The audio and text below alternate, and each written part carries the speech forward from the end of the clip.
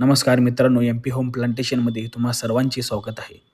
आपले रोप हे फुलाच्या कंडिशनला आल्यानंतर काय करावे जेणेकरून आपले फूल हे भाजीमध्ये कन्व्हर्ट होतील. फूल लागतात पण ते गळून पडतात. तर हा व्हिडिओ तुमच्यासाठी आहे.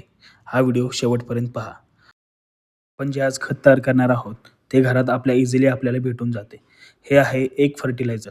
याचा उपयोग म्हणजे आपल्या रोपाला जे कॅल्शियम लागणार आहे याने हे त्याची गरज पूर्णपणे भरून काढेल. चला बघूया आपण हा एक फर्टिलायझर कसा तयार करायचा आहे आणि त्याचा उपयोग कसा प्रमाणे करायचा आहे. आपण पहिल्यांदा आपल्या घरात जे वेस्टेज कव्हर राहिलेलं आहे अंड्याचं त्यापासून हे एक फर्टिलायझर तयार करणार आहोत.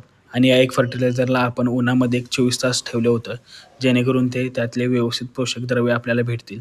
आणि याला व्यवस्थितपणे एका मिक्सर ग्राइंडरमध्ये टाकून घ्यायचे आहे आणि त्याला आपल्याला व्यवस्थितपणे बारीक करून घ्यायचं आहे. याच्यामध्ये कोणतेही एक्स्ट्रा मटेरियल वगैरे टाकायचं नाही आहे. याच्यामध्ये आपण अंड्याचे कव्हर टाकून घेतलेले आहोत आणि त्याला आता मिक्सरवर आपण बारीक पिसून घेणार आहोत जेणेकरून ते बारीक होतील, जेणेकरून आपल्याला ते मातीत टाकत असताना इझिली टाकता येतील. आता आपण याला एवढे बारीक करून घ्यायचे आहे. पिसून आपल्याला भरपूर बारीक करून घ्यायचे आहे. तुम्ही व्हिडिओ बघत असाल की आपण केवढ्या त्याला बारीक करून घेतलेलं आहे.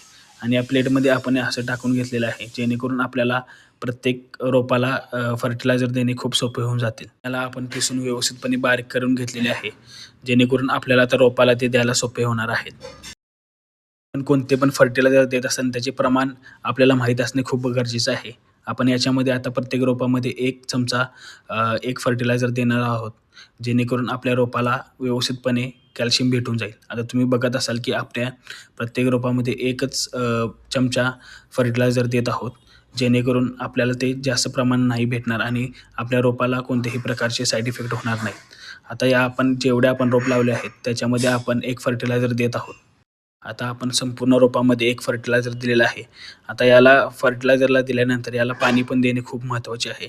या कंडिशनला आल्यानंतर याला भरपूर प्रमाणात पाणी देणे खूप महत्त्वाचे आहे. आता आपण प्रत्येक रोपाला 1-2 मग पाणी देतो जेणेकरून हे फर्टिलायझरचे जे कॅल्शियमचे प्रमाण आहे ते खाली मातीच्या तळापर्यंत जातील. त्यामुळे आपण याला पाणी देणे खूप महत्त्वाचे आहे. तुम्ही पण अशा प्रकारे या रोपांना पाणी देऊ शकता आणि पाण्याचे प्रमाण व्यवस्थित ठेवणे खूप महत्त्वाचे आहे. तुम्ही बघू शकता हे फर्टिलायझर दिल्यानंतर ते 4 दिवसानंतरचा रिझल्ट आहे. आता आपले फुलांना कसे चांगल्या प्रकारे फळ लागलेले आहेत. आपल्या प्रत्येक रोपाला हे व्यवस्थितपणे फळामध्ये कन्व्हर्ट झालेले आहेत.